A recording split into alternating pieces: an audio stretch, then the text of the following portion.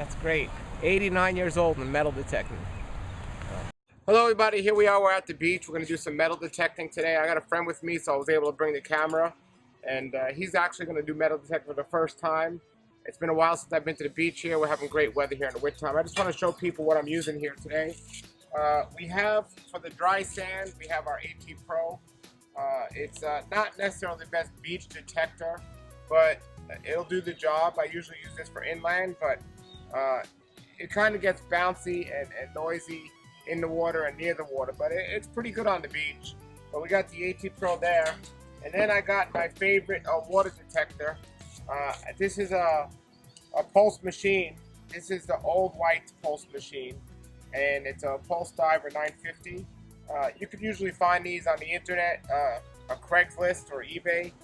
Pretty inexpensive, maybe about $450, $500. The new version of this is the dual field, the white's dual field, and that one's really, it goes deep, but they say the coil is a little buoyant in terms of it'll float a little. You have to get a weight for that. So that's what I got there. And here are two scoops that I'm using. This is my backup scoop that my friend's going to use today. Simple aluminum scoop. It's not that heavy at all. It's pretty decent in the sand. And here's what I'm using in the water. I'm using the T-Rex scoop. This is the large one. I love using this in the water, and I put this handle on by myself. Another thing about the beach, two important things. Just so you know, if you're a beginner or if you haven't been to the beach much, a water pouch is extremely important, especially, I have some pockets, but if you don't have pockets, even more important. But if you're in the water, the pockets are useless. Because if you find something valuable, you don't want to put it in your pocket. You want to make sure that you're going to secure it. So I got a water pouch, and I love this one. It has two different compartments, and it has mesh where the sand can go through. And I just put this around my waist. I like this so much, I bought two of these. And another thing that a lot of people don't often think about, extremely important, is these shoes. I do not step on the beach without shoes. And some people might think it's crazy, but I found in the water scissors and glass and needles. And I live on a clean beach. So I definitely got some scuba diving shoes, and they definitely help. They make a difference. As my attire, as you can see, my attire, it might not look the coolest, but I'll tell you this. If you go to a scuba diving shop, they make these type of shirts, and they protect you from the sun's rays, so you don't get sunburn and things like that. But even more important, when you're in the water, jellyfish sting is not going to go through this material, so that's very helpful to know. I even wear gloves sometimes, even when it's not cold, because there's often jellyfish in the water, so I want to protect myself with that. So I'm pretty much covered from head to toe in case something like that happens. Some people might call that extreme. I just call that prepared and smart. Look, if there's rings in the water, I don't want to be running out of the water because there's jellyfish. I want to be in there getting the rings while everyone else is running out. You know, just keep your eyes open. We're going to get to the beach and see if we find anything today. I don't know what's going to happen, but we'll give it a shot. One more thing I wanted to say, guys, your keys. You know, where are you going to put your keys when you're in the water, when you're in the ocean? Now, if you're dry hunting, you just throw it in your pocket, but I have two different cars. So one of my cars has a key where the alarm is kind of built right into the key. That is not good. If you're going to be scuba diving, you want a kind of key that doesn't have anything connected to it. And I just throw this in my scoop, in my water pouch, and I just go and put it in there, and I'm able to go inside the water. So if I don't see any jellyfish, I usually put this in my glove and put the glove in my pouch, but it stays in the water fine. But keep that in mind, because you know, how else are you going to carry your key if you're in the water? So that's another thing. Another thing that's a good idea is to have a watch, a waterproof watch.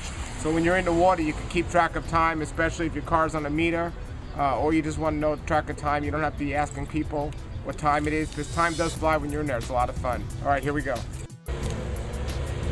All right, everybody, we just got to the beach, and I just want to let people know it's low tide, so we're going to go to the water. We try to get to the beach at low tide. As you see here, this pathway right here, a lot of people drop stuff when they're coming off the beach. That's a great place to check. And also, there's a volleyball court here. So we're going to check this volleyball court. You can show that. You can check the area of the volleyball court, but even around the sides, people hang out and they often lose something there at the volleyball court. And then the lifeguard station around me, a lot of people like to hang out in the path of the lifeguard station in front of it.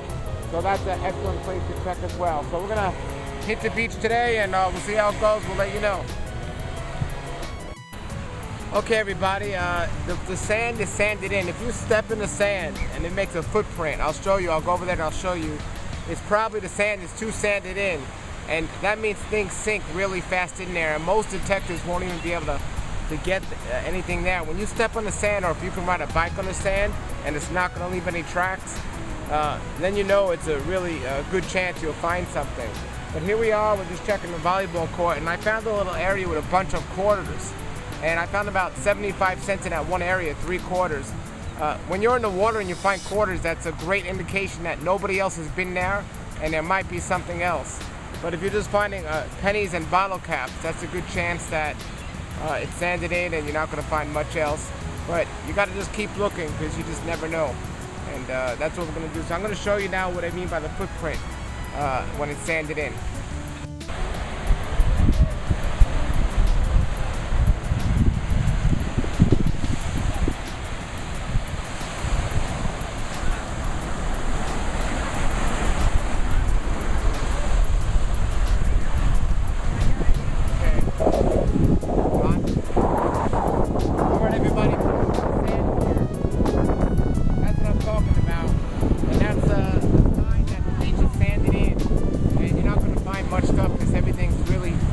Deep down. But if you can walk over the sand and it doesn't leave a footprint, that's what you want to look for. So we didn't get anything today. We didn't look too often. I just wanted to come out here and show you guys this. But we met a cool guy, 89 years old, and contributes his old age to metal detecting. That's a great example. Okay. Here we are. We met another fellow metal detector at the beach, Irvin, and he's not from here. He's from Maine, and he comes down in the winter time. Okay, and he says he finds a lot of old stuff up in Maine. He found a lot of old coins up in Maine? Old coins, yeah. Really? On the beaches or just in the park? In the beaches. Really? The beaches. What's the oldest coin you ever found? From Maine, I got a coin 1610. Wow. That's from Spain. Spain, wow. Yeah. Wow, that's great. Wow. Spanish coin. You find anything on the beach today? Not a thing yet. No, yeah. But you just got started though, right? Just got started. Yeah. Tell everybody what the best thing you ever found was. Oh, the best thing I found is probably a 22-carat gold chain, a heavy gold chain, or a diamond ring with a carat and a 12th diamond on the top. Do you find more things in the water or on a dry sand? Dry sand. Really? I don't go in the water anymore. Okay. And as for how many days you go out, how often do you find something? Not too often, or? I go out 4 or 5 days a week. And how often do you find I have a friend I travel with. How often do you find something? Oh, I take something home every day. Something. Really? I hope. Yeah. Very good. Yeah, I use it. I'll be 89 in 3 weeks, and I use it to exercise. Keep my weight down. He's gonna be 89 in 3 weeks, and he does metal detecting for exercise. Wow, that's great. 89. What do you contribute your good health to? Metal detecting. Metal detecting. All right. Exercise. How many years have you been metal detecting? 23 years. I've been a member of the club for 23 years. What made you start metal detecting? When I moved to Florida, my neighbor wanted to know if I wanted to go out with her on the beach.